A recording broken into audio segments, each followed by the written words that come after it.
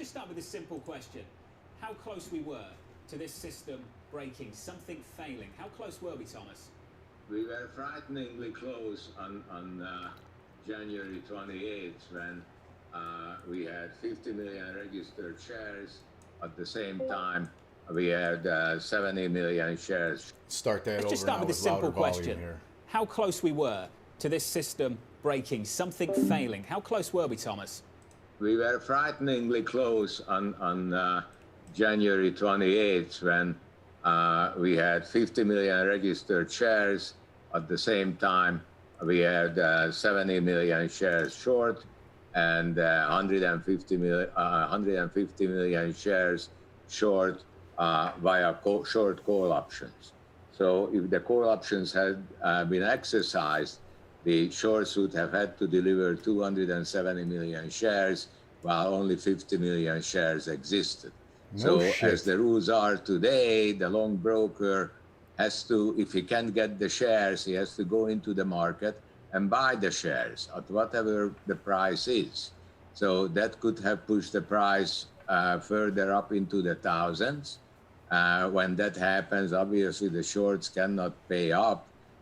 So the brokers, they default on the brokers default on the clearinghouse, and the whole thing is a huge mess that's impossible to untangle. So there is a simple solution for this, the way I see it. Number one, we would have to get the short positions published once a day, because we currently have it only twice a month. And second, we would, the SEC would have to require brokers to charge an additional 1% of margin for every 1% of short interest. And that would then raise the margins progressively so high that people would stop shorting stocks. So margin requirements would have to increase as short interest increases. That seems to be the view from you, Thomas. I'm just wondering, from your perspective, overseeing a broker, is there anything you can do to protect your clients before the SEC or the regulator has to tell you to do it?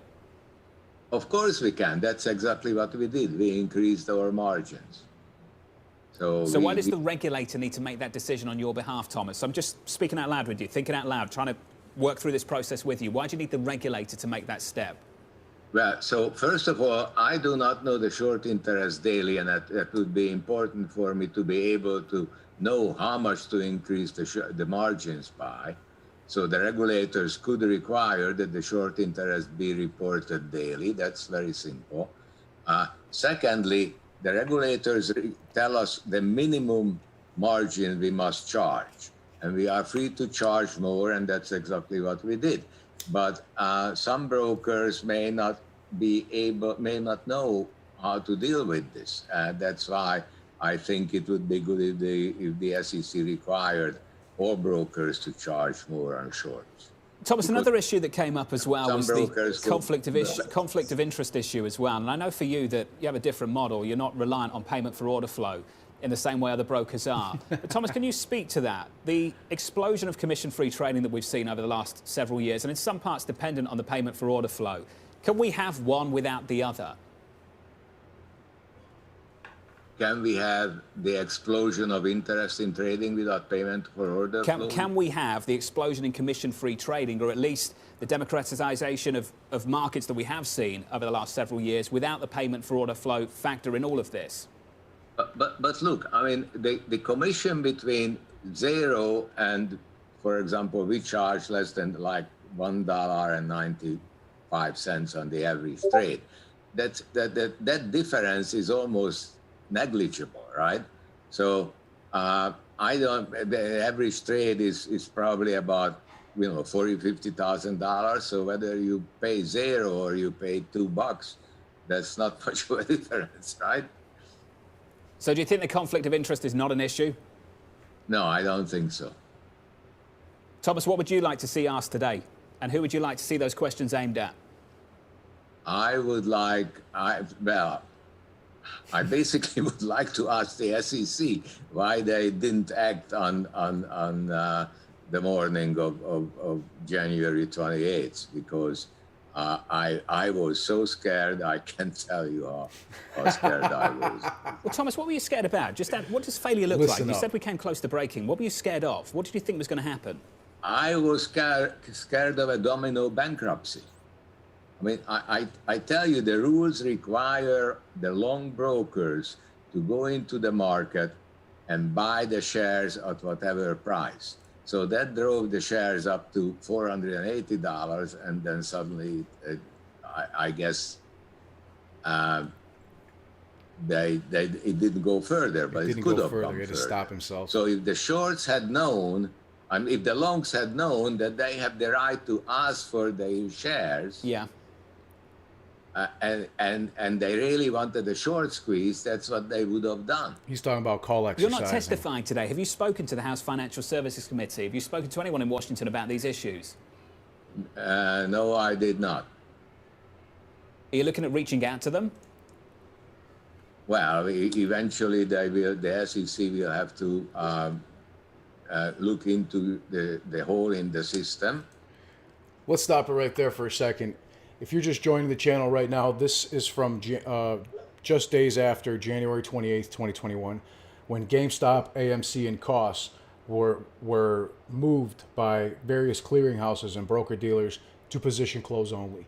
That means that people were no longer able to buy the shares of those three stocks, AMC, GameStop, and COS.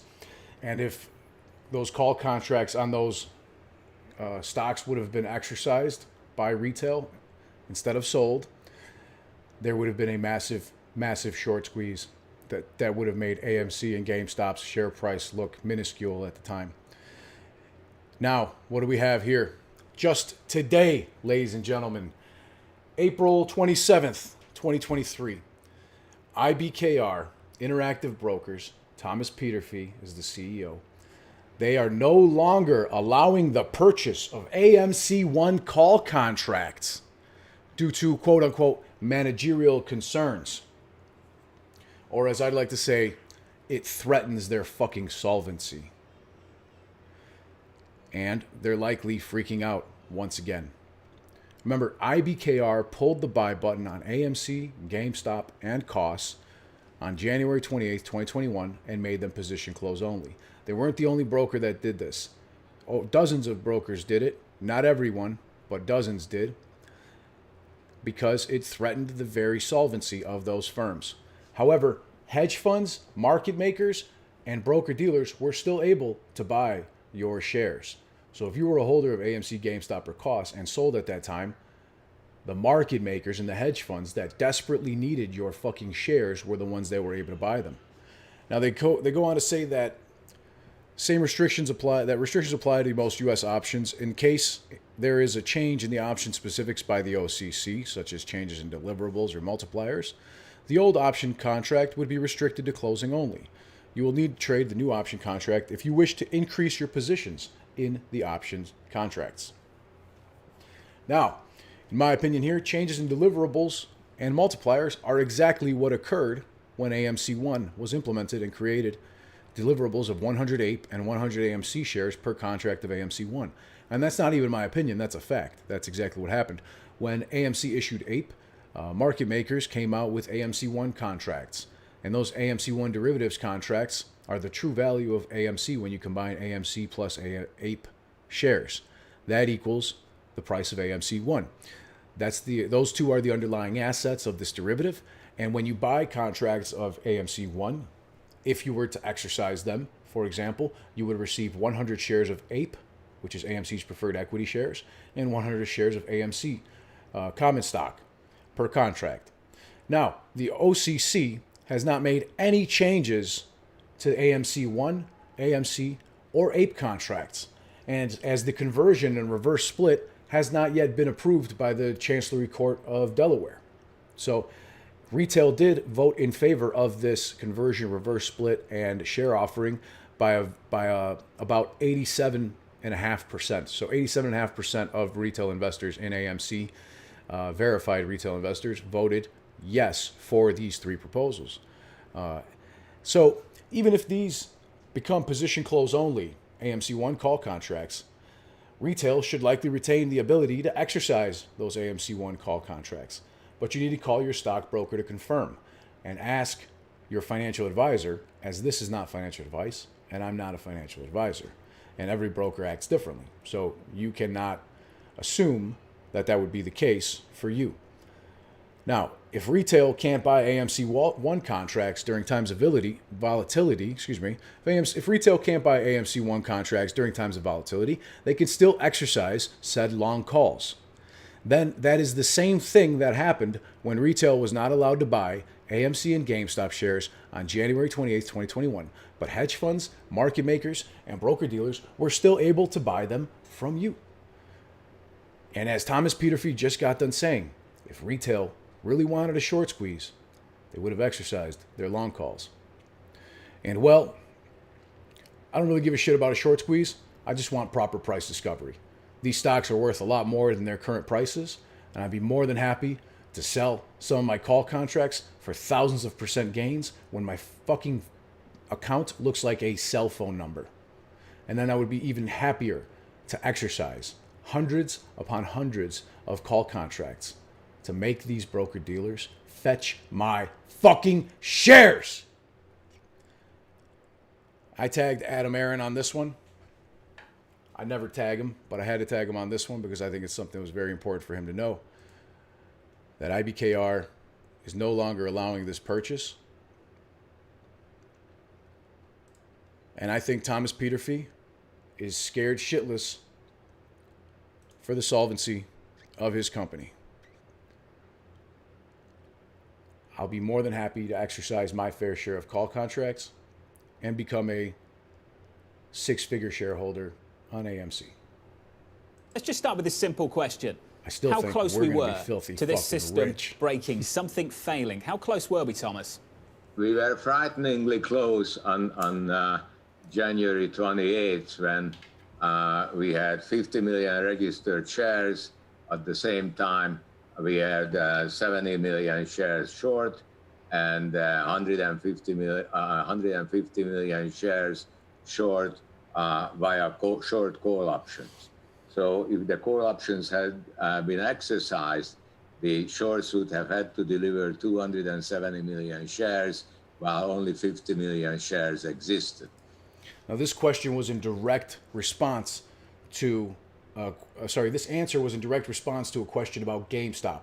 That's why he's giving these exact figures, because those were the figures for GameStop. Obviously, AMC and costs were in the exact same position, or those wouldn't have been pulled. It was a systemic financial issue that was occurring on the markets, and it's not over. You didn't cause it. I didn't cause it.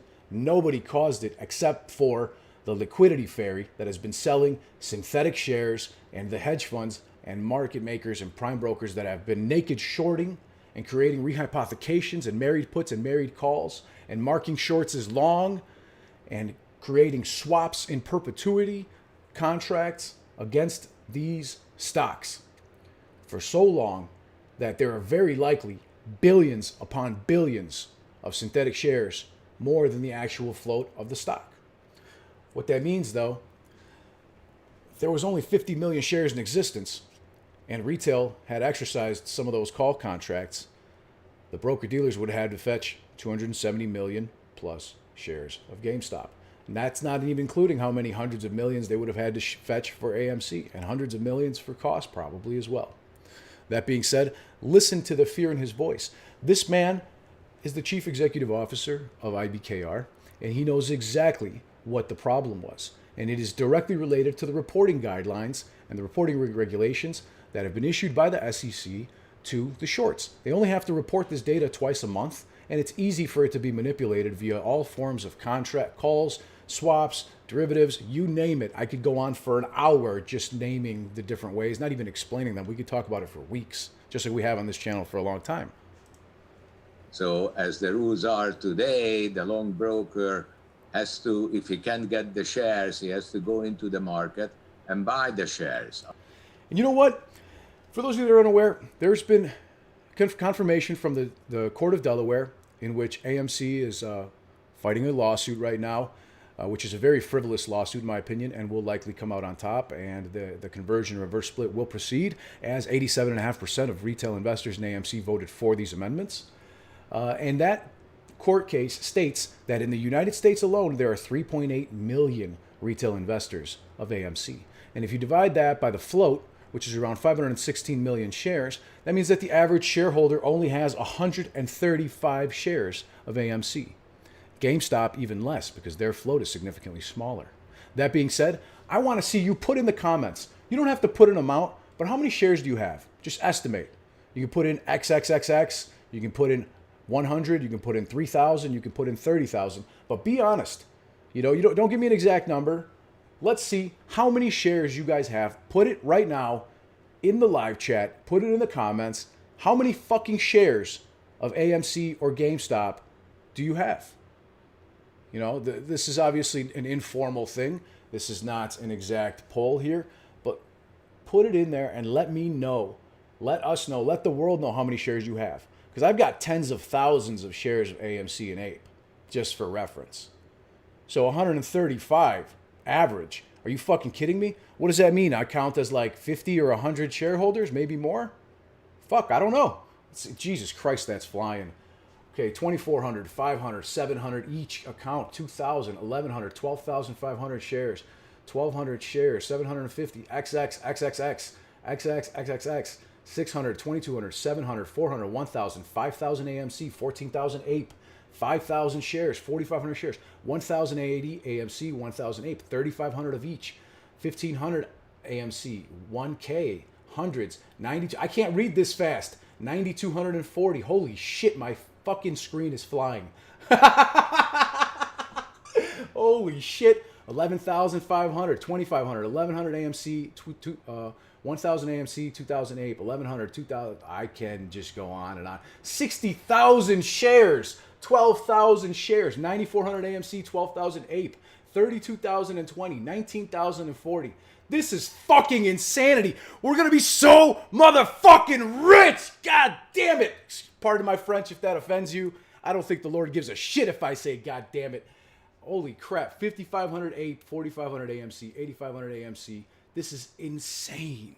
Holy shit. At whatever the price and it just is. Keeps fucking going. So 80,000? the price. Jesus Christ, we got a whale in here. Thousands. When that happens, obviously the shorts cannot pay up. So the brokers, they default on the brokers default on the clearinghouse. And the whole thing is a huge mess that's impossible to untangle. So there is a simple solution for this, the way I see it. Number one, we would have to get the short positions published once a day, because we currently have it only twice a month. And second, the SEC would have to require brokers to charge an additional 1% of margin for every 1% of short interest. And that would then raise the margins progressively so high that people would stop shorting stocks. So margin requirements would have to increase as short interest increases. That seems to be the view from you, Thomas. I'm just wondering, from your perspective, overseeing a broker, is there anything you can do to protect your clients before the SEC or the regulator has to tell you to do it? Just people commenting? Probably more. Yes, sir. Two of them in the comments, at least 100,000 each. Damn. Just two people in the comments had 100,000. I'm seeing somebody's here's got 67,000 Ape. Another guy's got 80,000 shares. Tens of thousands, hundreds, thousands shares everywhere. This is absolute insanity. Absolute insanity. I want my fucking money, and I'm not leaving until I get it. Which one of y'all dead motherfuckers just said that shit? Was it you, String Bean? You skinny ass looking motherfucker? Turn around and say it again. Turn around and say it again. Turn around and say it again. Will you please be quiet? John, that is the President of the United States. I don't care who it is. He's ruining Hamlet. Oh, now you fucked up. Now you fucked up. Now you fucked up. You have fucked up now. Yup. Now you fucked up. Now you fucked up. Now you fucked up. Now you fucked up. Now you fucked up. Now you have fucked up. Mr. President, will you please be quiet? Suck my presidential cock, bitch. You fat ass piece of shit. You tubble-lard looking motherfucker. What? What? What? What? What? What? Hey! What? What? Huh? I don't know why you're looking up at me, bitch. Play's on stage. I'm not putting on a play up here. I'm trying to be entertained right now. Mr. President, be quiet. John, calm down. Listen to the woman, John. Calm down. Just calm down. Calm down. Just calm down. Calm down. Hey, Acty, stop the play. Acty! Ho! Acty! Hey! Ho! I gotta go to the bathroom. I drank too much liquid. Now I gotta piss. I got a bottle. I got a bottle. It's all right. Rewind the play 5 minutes, though, because that fat piece of shit was talking. I couldn't pay attention to what you guys was doing. So rewind the play 5 minutes. And you shut the fuck up. Be on the lookout for Lit Exchange.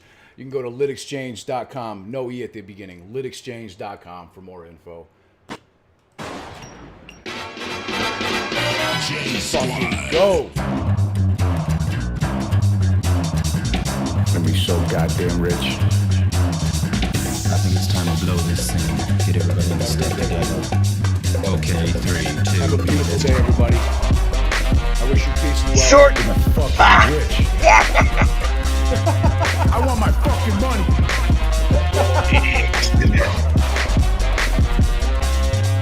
Griffin, I want my fucking please drop money. A like. Share the stream with others to check. Yo, motherfucker.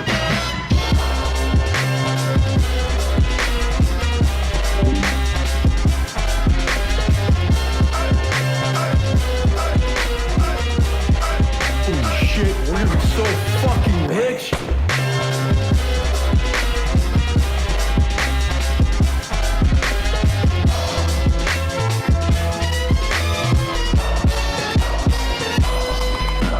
Damn it, we're gonna be so fucking rich.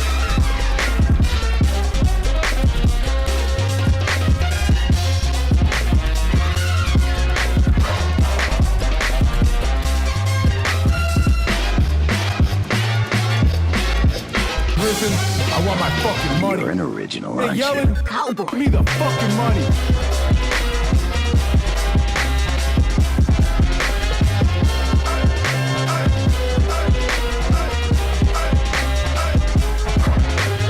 Get the goddamn money printer out.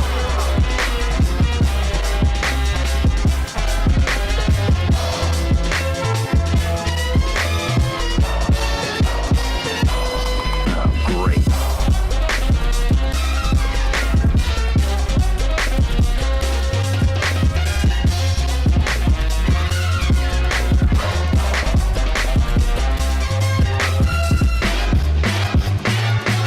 The bounty letter.